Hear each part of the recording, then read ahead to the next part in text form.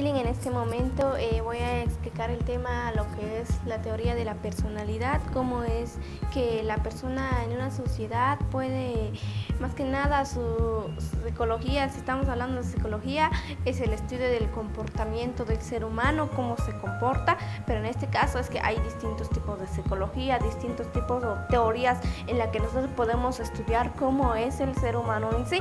Entonces, por ejemplo, aquí tenemos dos tipos de teoría de la personalidad o dos estudios que sacaron los científicos anteriormente para saber qué es la teoría de la personalidad. Entonces, el número uno, que es la psicología nomotética. La psicología nomotética es cuando es un estudio universal.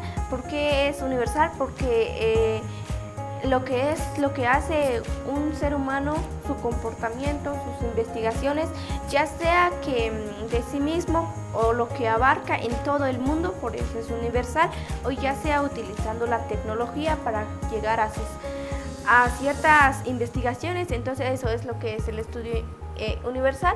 Y lo que es psicología ideográfica es una diferencia. Por ejemplo, yo voy a actuar diferente, voy a investigar una cosa diferente. La otra persona va a pensar diferente, otras personas, por ejemplo mis familiares, ya sea mi mamá, mi papá, tiene que pensar diferente que a mí, porque cada quien tenemos pensamientos diferentes. Es por eso que lo que es ideográfica es que es diferente, cada quien tiene diferentes pensamientos, diferentes temas, diferentes cosas que pensar, diferentes experiencias. Entonces el otro, aquí estamos viendo que es genético, social y ambiental. Estos son unos ámbitos en donde se da lo que es estos tipos de psicología. Por ejemplo, en eso del social es cuando la persona en una comunidad, en cuanto es sociable, cómo actúa.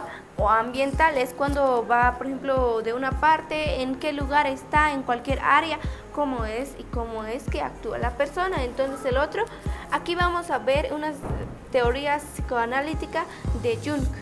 Jung es Carl Jung, que es uno de los discípulos que anteriormente dio sus experiencias sobre cuáles son estas teorías, y esas experiencias son propias de él. Entonces, por lo tanto, aquí podemos ver 8 tipos de experiencias que este discípulo sacó. Lo que es, estos son uno de los métodos. Hay 2 tipos de métodos, que es el introvertido y el extrovertido y el introvertido.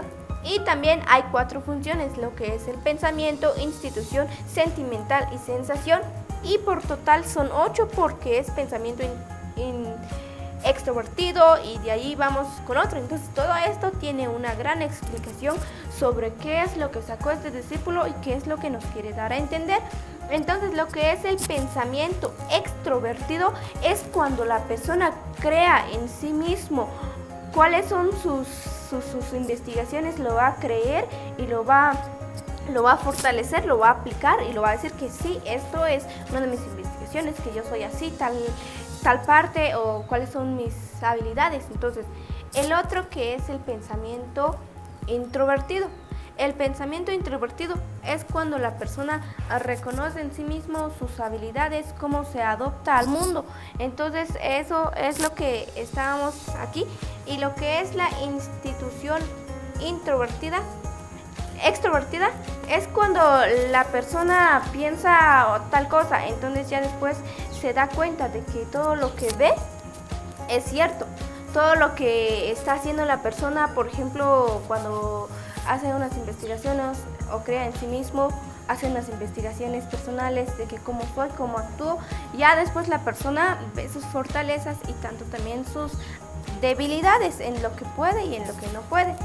Lo que es la institución introvertida es cuando la persona piensa en sí que tal cosa, duda de sus investigaciones. Entonces, estos tipos de personas casi son difíciles de que se adapten al mundo, porque en sí, al mundo real, piensan otra cosa, que como que si no existe, como que si dudan de muchas cosas. El otro, que es sentimental extrovertido, es cuando la persona tiene una buena emoción en sí mismo. Por ejemplo, cuando yo sé muy bien qué puedo hacer o sé muy bien que me sé las multiplicaciones y todo, hablamos un poquito de las matemáticas. Después de todo, yo, por ejemplo, estoy orgullosa, emocionada por lo que hago.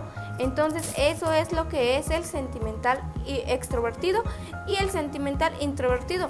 Terminando de que la persona esté emocionado con todas sus investigaciones, entonces, en este se da cómo actúa la persona, o qué es lo que piensa, qué es lo que sabe, cómo se reacciona ante esa situación, cómo se comporta en cuanto ya sabe, en cuanto ya esté emocionado de sus acciones, de lo que hace o de tal investigación. Entonces la persona se siente emocionalmente por primera vez. Después, en lo que es introvertido, es cuando la persona cómo se siente, qué es lo que es y cómo actúa.